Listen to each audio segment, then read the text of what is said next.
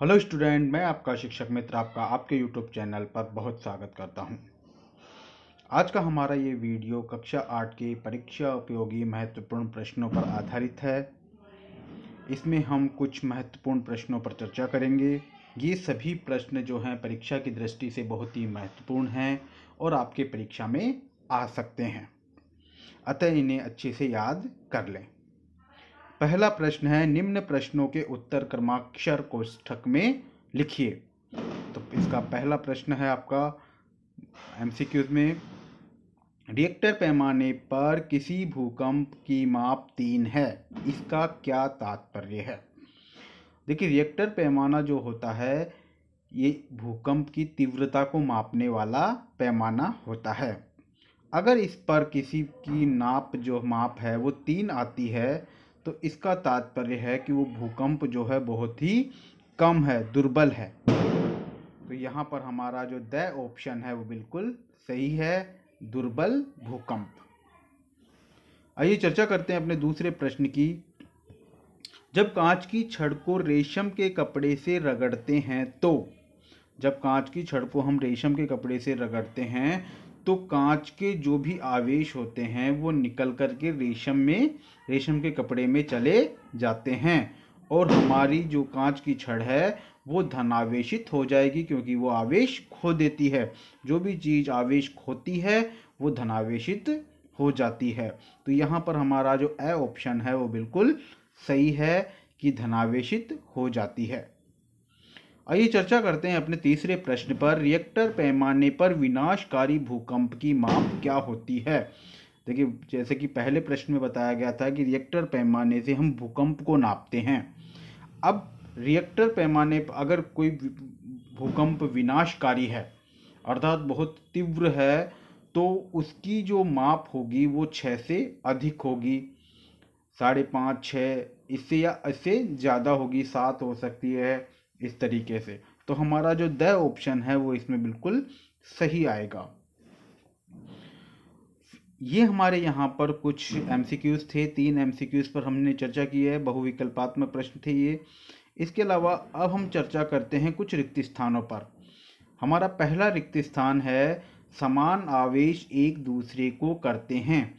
देखिए, समान आवेश हो या चुंबक के समान ध्रुव हो, ये एक दूसरे को प्रतिकर्षित करते हैं, मतलब एक दूसरे को दूर भगाते हैं।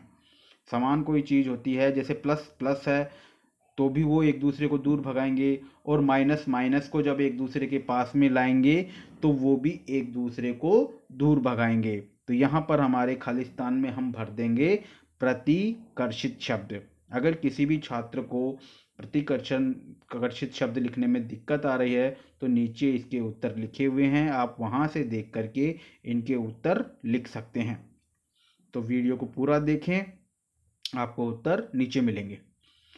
अगला प्रश्न है, भूमि का कांपना कहलाता है। देखिए, भूमि का जो कांपना होता है, जिसमें भूमि कांपती है तो उस या भूमि हिलती है तो उसे हम भूकंप कहते हैं। यानी भूमि का कांपना हो या भूमि का हिलना हो तो उसे हम भूकंप कहते हैं।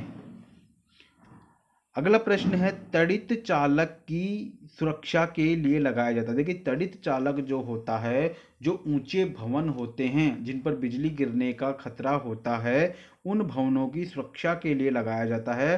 तो यहाँ हम खालिस्तान में भर देंगे, ऊंचे भवनों या भवनों की सुरक्षा के लिए लगाया जाता है। आवृत्ति को मापने का मात्रक होता है। देखिए, आवृत्ति को जो मापने का जो मात्रक होता है उसे हम हर्ट्ज कहते हैं। आवृत्ति के मापने का जो मात्रक होता है वो हर्ट्ज होता है। देखिए, यूट्यूबर्स जो होते हैं, जो भी यूट्यूब पर आपके चैनल बनाते हैं, वो अपने चैनल को बढ़ाने के लिए किसी भी प्रकार की जो है उल्टी सीधी जानकारी भी आपको दे सकते हैं। ये मैं नहीं कहता हूँ, ये कई चैनलों पर आपको इस तरीके की जानकारियाँ जो है भ्रांतिपूर्वक देखने की जानकारी मिलेगी कि यही प्रश्न आएंगे, इनको कर लीजिए, इनको रट लीजिए। देखिए, किसी को भी पता नहीं होता है कि कौन से प्रश्न आएंगे। हाँ, कुछ उनको अंदाज़ा ज़रूर होता है कि ये प्रश्न महत्वपूर्ण है, आ सकते हैं, तो उनके आधार पर ये बनाए जाते हैं। तो ये जो है ये प्रश्न महत्वपूर्ण है, ये पूरी तरीके से दावा नहीं किया जा सकता है कि यही प्रश्न आपकी परीक्षा में आएंगे। तो अपनी तैयारी को जो है वो कंप्लीट रखें। इसी प्रकार से जो हैं यूट्यूबर्स जो होते हैं, जो कि भ्रांतिपूर्ण का ज्ञान दे देते हैं आपको, आप इस चैनल को भी देख रहे हैं, दूसरे चैनलों को भी देख रहे होंगे, तो कई तरीके की जो है भ्रांतिपूर्ण जो है ज्ञान होता है। तो आप उससे सबसे बढ़िया है कि आपकी जो राज्य सरकार द्वारा जो भी बुक आपकी छपती है, उस ज्ञान से इस ज्ञान से उस ज्ञान को मिला लें। मेरे ज्ञान की बात नहीं कह रहा हूँ मैं, अगर आप कोई अन्य चैनल भी देख रहे हैं तो आपका जो भी प्रश्न हैं, जो भी आपके प्रश्न उत्तर हैं, उनको आपकी बुक से मिला लीजिए, ताकि आपको बिल्कुल पूर्णतः विश्वास हो जाए। अब हमारे अगले प्रश्न जो हैं वो सत्य असत्य पर आधारित हैं। सत्य असत्य बताइए। इसमें आपको जो है एक लाइन दी जाती है, अगर वो लाइन सही होती है, बिल्कुल सही लिखी होती है, तो आपको ब्रैकेट में सत्य भरना पड़ता है। अगर वो गलत लिखी हुई है तो आपको ब्रैकेट में असत्य भरना पड़ता है। जैसे यहाँ पर प्रश्न 8 है तड़ित झंझा।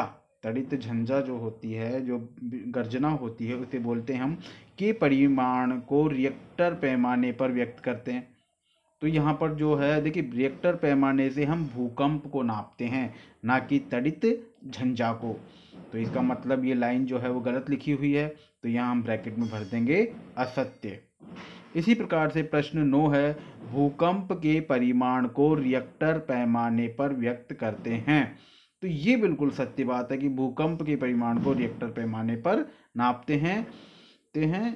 तो ये बिल्कुल सत्य है। तो यहाँ पर हम ब्रैकेट में भर देंगे सत्य, और अगर इंग्लिश में भरने के लिए कहा जाए तो हम भर देंगे टी, ट्रू। हमारा 10वां प्रश्न भी सत्य असत्य का ही है। नमक का घोल विद्युत का अच्छा चालक होता है। बिल्कुल, नमक के घोल में जब हम करंट दौड़ाएंगे तो वो करंट दौड़ जाता है, यानी करंट लग जाता है।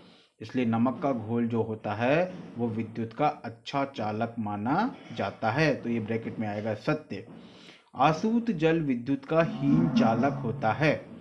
देखिए, आसूत जल जो बिल्कुल शुद्ध जल होता है वो बिल्कुल सही है, विद्युत का हीन चालक होता है, अर्थात उसमें विद्युत धारा नहीं बहती है या बहुत कम बहती है।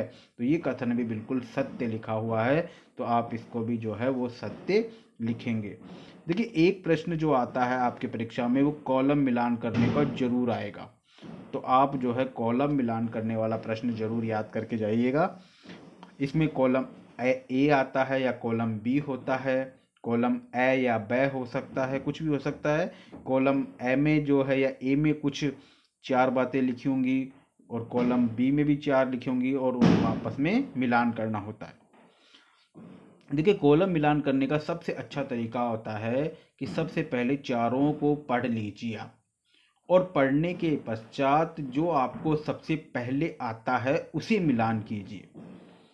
जैसे मान लीजिए इसमें लिखे हुए हैं भूकंप की अधिक संभावना वाला क्षेत्र। अब मान लीजिए कि मुझे या आपको इसका उत्तर नहीं आता, तो मान लीजिए इसका नहीं आता है, चलो छोड़ दीजिए इसको, दूसरे को पढ़िए। भूकंप मापने वाला पैमाना। अब भूकंप मापने वाला पैमाना मान लीजिए हमें आ गया कि भूकंप मापने वाले पैमाने को हम रिएक्टर पैमाना कहते हैं, तो हमने इसको मिला दिया डी से।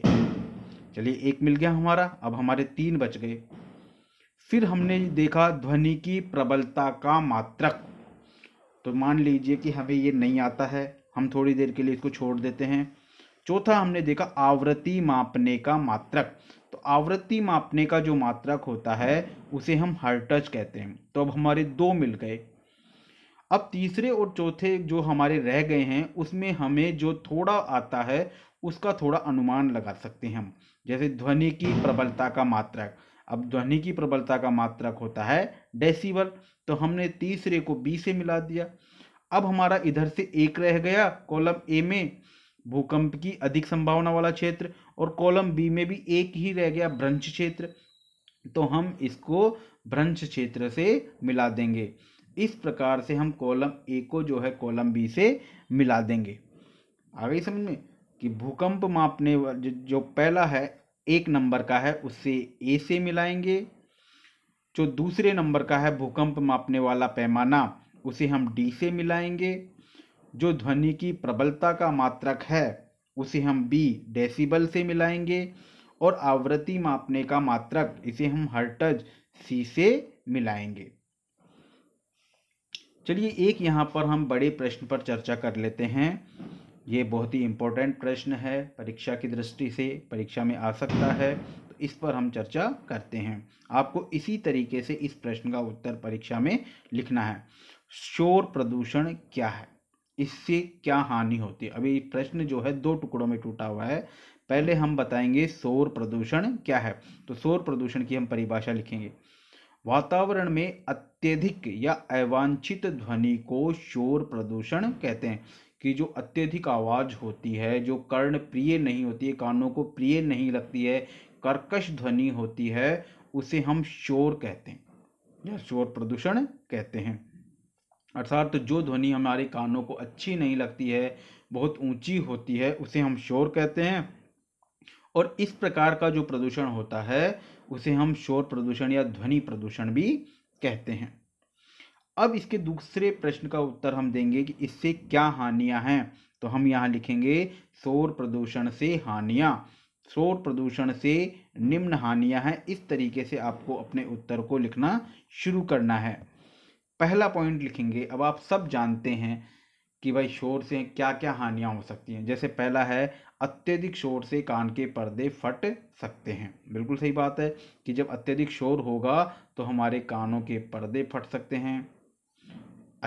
दूसरा है, व्यक्ति का रक्तचाप बढ़ जाता है। मतलब जब अत्यधिक शोर होता है तो दिल की धड़कन बढ़ जाती है। देखिए अचानक आपके पास में आकर के कोई शोर करे तो आपका जो दिल होता है वो बहुत तीव्रता से धड़कने लग जाता है, आपका रक्तचाप बढ़ जाता है।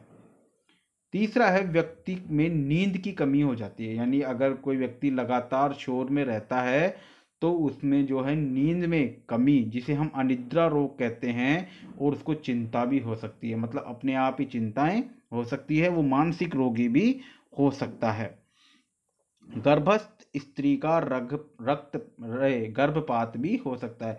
या अगर कोई गर्भस्थ स्त्री है जिसके पेट में बच्चा है और अगर वो ज़्यादा शोर में रहती है तो उसके पेट का बच्चा मर सकता है, यानी उसका गर्भपात हो सकता है।